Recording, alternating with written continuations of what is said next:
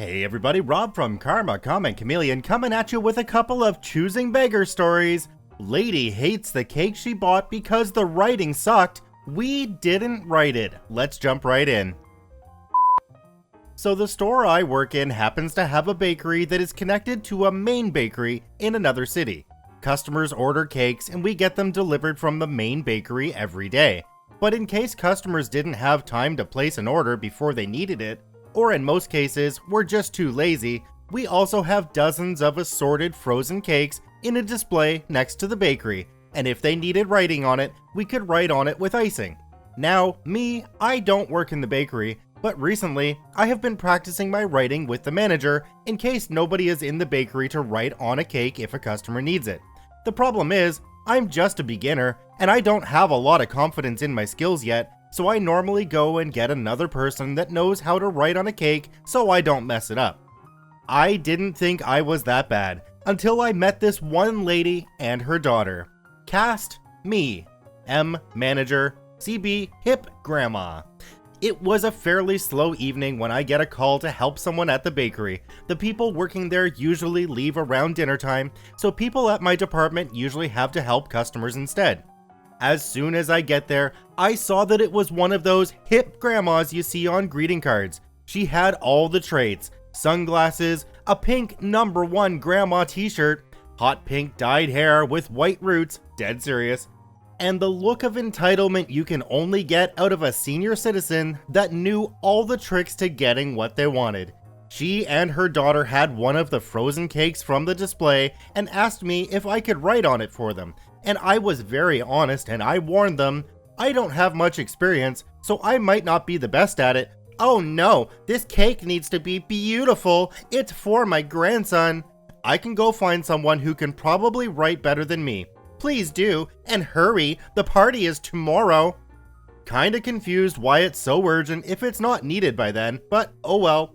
I run off looking for the people who I know can write on a cake. Unfortunately, none of them were there, so I headed back to the bakery. Sure enough, they were still there, waiting for me, and looked rather disappointed when I came back alone. I'm sorry, ma'am, I can't find somebody else who can write on a cake, so if you want, I can try to— No! You'll ruin it! But don't worry, honey. Literally, after saying I'll ruin her cake, my son is a bakery manager at— insert national retail store here. He'll write on it for me. Thank you. So she and her daughter waddle off into the store, the blank cake in her cart. I shrugged and said, have a nice day, like I normally do, and headed back to work. The very next day, I had just clocked in when I was called up to the office by my manager, the boss. Sure enough, over at the office, I saw the exact same pink-haired lady as the previous day, looking absolutely enraged. When I got there, she gave me the look like I had just killed her Pomeranian or something. Manager looked rather upset too, as he was holding a phone, her phone. OP, did you write on a cake for this lady last night? Well, I was going to, but you did, and you ruined my grandbaby's birthday with your shitty writing. Give me my phone. Manager gives her the phone and she shows me a picture. Sure enough, it was the exact same cake. But even though I wasn't a cake decorating expert, I knew it looked really bad. The cake was white with blue, yellow, and orange dots on the side, and 2 red and blue balloons on the top. The writing was in pink, really dark pink. Not as pink as her hair though, but even I knew that color did not blend with the rest of them. And I don't have a picture, but the writing looked like this. Happy birthday, Jaden! Not the real name.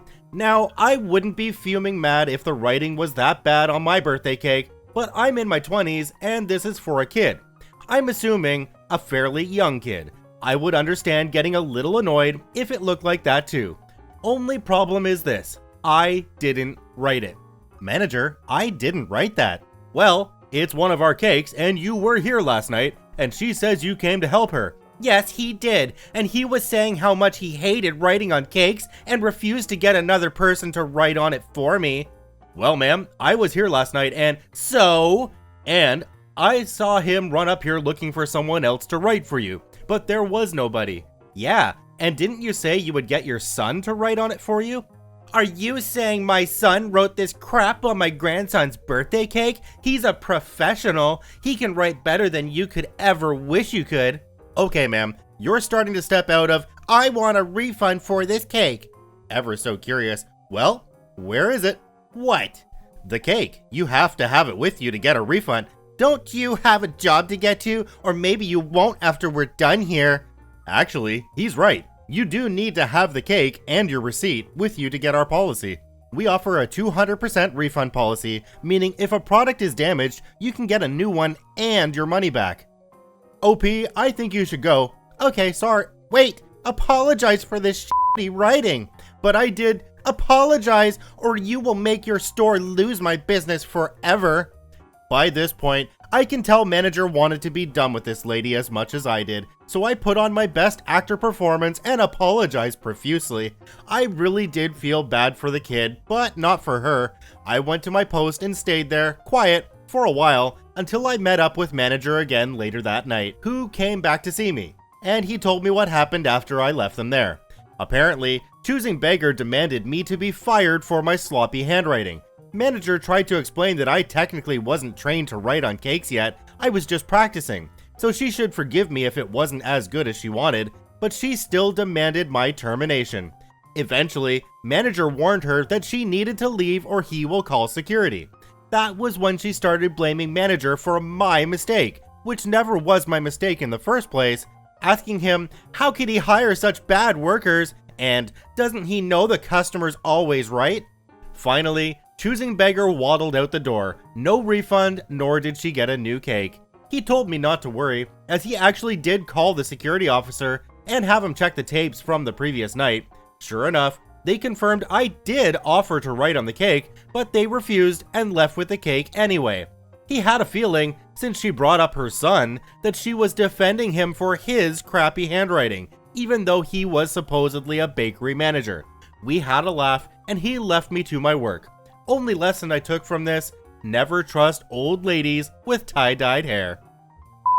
My first job many years ago was actually as a front-end service clerk in a grocery store, and I think that had this been my manager, he probably would have taken the customer side. My manager was more entitled than any customer you would ever see. On to our next story. Tony begs a choosing beggar. Let's jump right in. During high school, I worked as a customer assistance clerk, aka a bagger, at the local grocery store. Wasn't a bad job. Ask paper or plastic, put groceries in bag, don't break the eggs, load groceries into their cart, bring in a couple of carts. Didn't pay well, but wasn't too hard either. There were only a couple bad things about the job. The first one was the tips. If the customer offered a tip, which they often did, we had to refuse it because of company's strict no tipping policy. Take a tip and get fired. Weird thing was, people got offended when you refused to take their tip.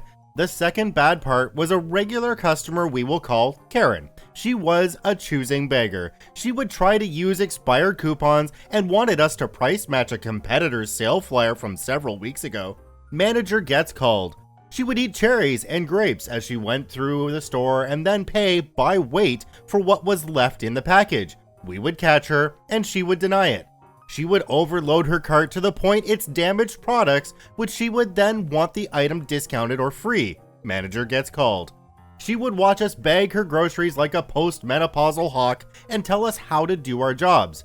Meat needs to be double bagged. Don't put all those cans in one bag. Don't crush my potato chips. Karen, I completed the putting in a bag course when I got hired. I got this. On this particular day, my friend Tony got stuck bagging her groceries. She switched from paper to plastic after he had bagged half her groceries.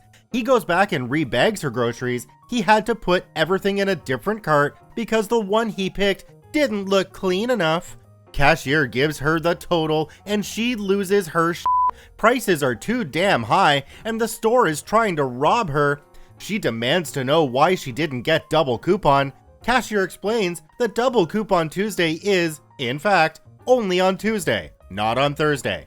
Apparently, Karen couldn't make it on Tuesday, so we should give her double coupon values on Thursday. Manager gets called again. Manager explains the complicated Double Coupon Tuesday is, in fact, only on Tuesday, not on Thursday, policy to Karen. Karen says, "F it, then I don't want any of it." At this point, the manager just surrenders, gives her double coupon value just to get her out of the store. Cashier is pissed, Tony is pissed, customers in line behind Karen are pissed. As Tony is putting her groceries in her car, Karen says to Tony, "Be careful loading my groceries and don't be expecting a tip from me." Tony says, "Company policy prohibits us from taking tips." Tony should have stopped there, but he didn't. He then says, "Besides, what would I do with your last dollar?" Karen begins to boil, says she is going to go inside and tell the manager that he demanded a tip. Karen waddles off angrily. Now, Tony could have gone inside and spoken to the manager. Manager might have believed him, especially since the manager knew Tony was a good guy and that Karen was a total wackadoodle. Instead, Tony said, "F it." Karen storms in and grabs the manager, and we all watch through the big windows as Tony starts slamming bag after bag into the trunk of her rusted-ass Cadillac Sedan DeVille while cussing like a drunken Norwegian. Food's flying everywhere, sodas exploding, boxes are ripping open, the eggs, oh dear lord, the eggs. Karen, for once, is speechless. Manager is speechless. Hell, everyone is speechless. Tony walks in, takes off his apron, and hands it to the manager. He turns to Karen and says, "Have a nice day, come again." Then he flips her the bird and walks out into retail history. As I mentioned after the first story, my first job was as a front-end service clerk. I can completely understand why Tony wanted to do this to the customer and just walk out of that job and leave. It was actually my manager who made me walk out of my job because of how entitled they were, not a customer, but that's a story for another day. I just want to say thank you to both OPs for allowing me to narrate their stories and post them up on YouTube. You can visit them at the links in the description below. Please go and give them an upvote on Reddit itself. Once again, this is Rob from Karma Comic Chameleon saying thanks for watching. If you enjoyed this video, I ask you to consider subscribing, dropping a like, and sharing it with your friends, and we'll see you in the next one.